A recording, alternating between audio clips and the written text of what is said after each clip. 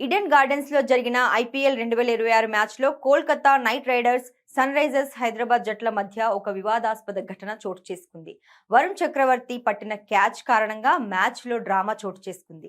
ఈ క్యాచ్ పై third umpire ఇచ్చిన నిర్ణయం చర్చనీయాంశంగా మారింది. సన్ రైజర్స్ హైదరాబాద్ ఇన్నింగ్స్ లో 9వ ఓవర్లో ఈ సంఘటన జరిగింది.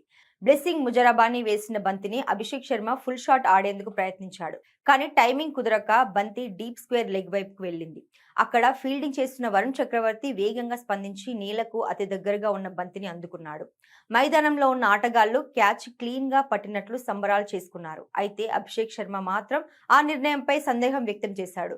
దీంతో ఆన్ ఫీల్డ్ ఎంపైర్ ఈ విషయాన్ని థర్డ్ ఎంపైర్ నితిన్ మీనన్ కు పంపించారు.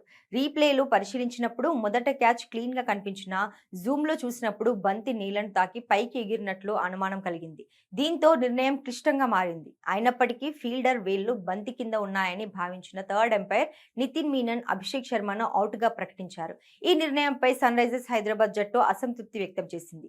కోచ్ డేనియల్ వెట్టోరి కూడా దీనిపై అసహనం వ్యక్తం చేసినట్లు సమాచారం. అభిషేక్ శర్మ 21 బంతుల్లో 48 పరుగులు చేసి అర్ధశతకం దగ్గరలో అవుట్ అయ్యాడు. తన ఇన్నింగ్స్ లో 4 సిక్సర్లు 4 ఫోర్లు కొట్టి ఆకట్టుకున్నాడు. ఈ కీలక వికెట్ తో కోల్కతా నైట్ రైడర్స్ మ్యాచ్ లో తిరిగి ఆధిపత్యం సాధించింది. అయితే ఈ క్యాచ్ పై వివాదం మాత్రం మ్యాచ్ ముగిసిన తర్వాత కూడా చర్చనీయాంశంగానే కొనసాగుతోంది.